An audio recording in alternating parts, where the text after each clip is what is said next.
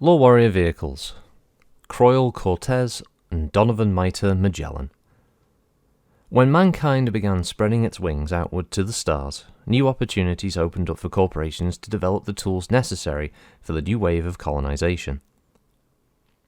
Croesus Engineering was an engineering firm noted for its revolutionary chassis that tripled the load-bearing weight of construction machines. Univale Systems was a scientific research firm based in the Congan jungle. A chance meeting and a radical idea shared between CEOs led to one of the odder mergers of the time, a gamble that paid off in spades. Newly christened now as Croyle Systems, they presented the Cortez prototype at the Colonization Expo in 2114.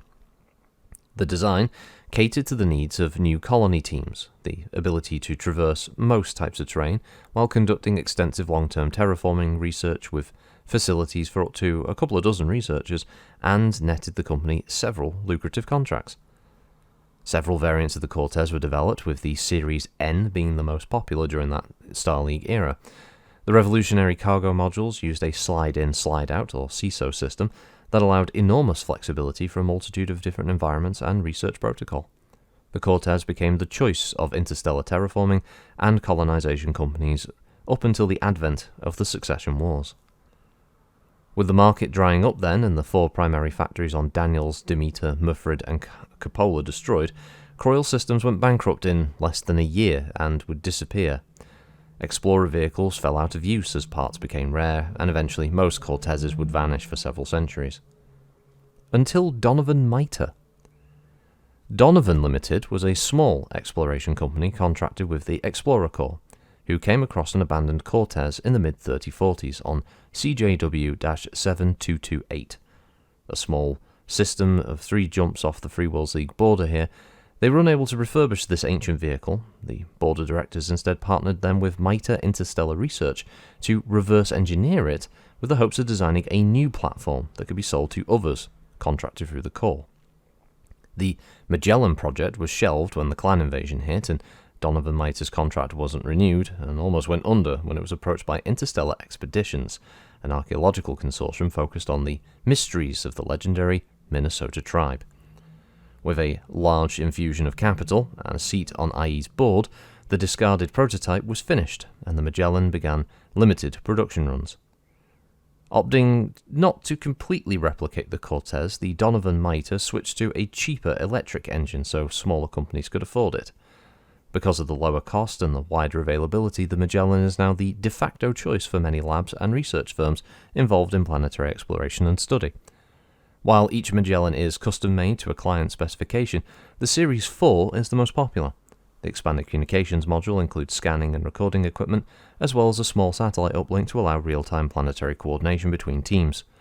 Additionally, the cargo area is optimized for a wide variety of equipment, and while the Donovan Miter team weren't able to re-engineer the CISO system found in the original Cortez, new breakthroughs by Blackwell Corporation in modular technology offer future possibilities of upgrading the Magellan to an even more efficient research platform.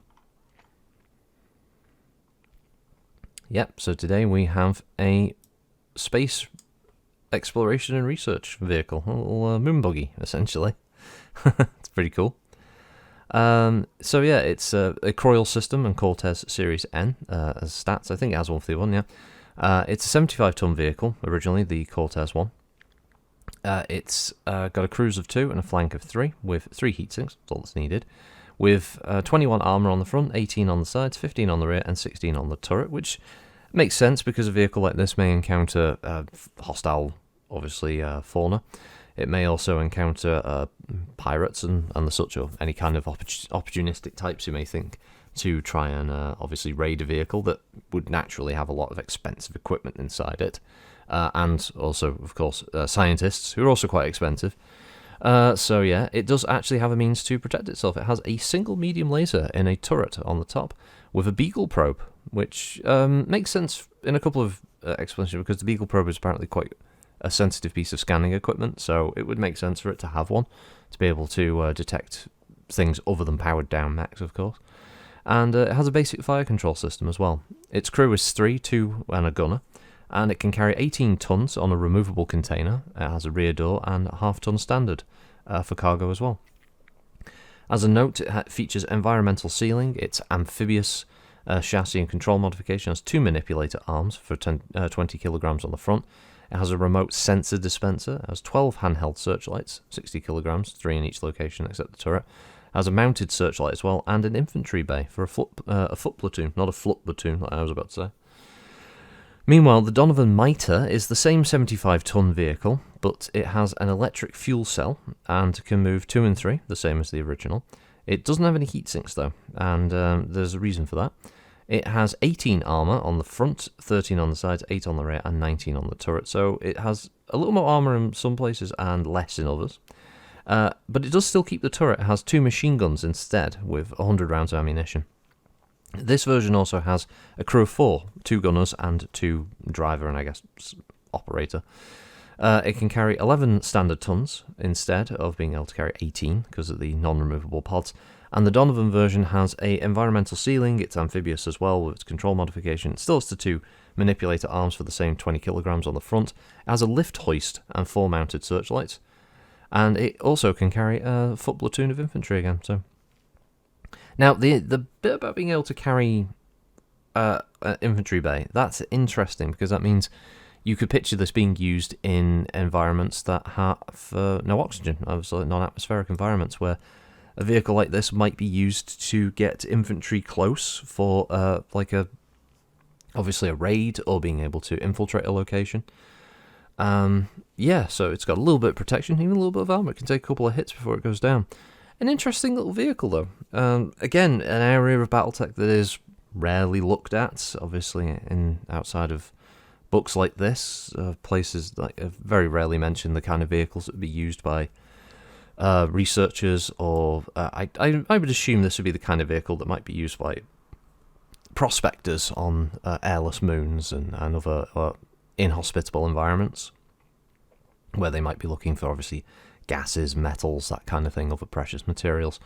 And an all-terrain vehicle like this that's sealed, can be amphibious, has a little bit of protection. Yeah, all of that makes sense for what it is. So, yeah, it's a nice little addition. I also like the fact that you've also got little armoured spacesuits there and in the artwork. So, yeah, it's pretty cool.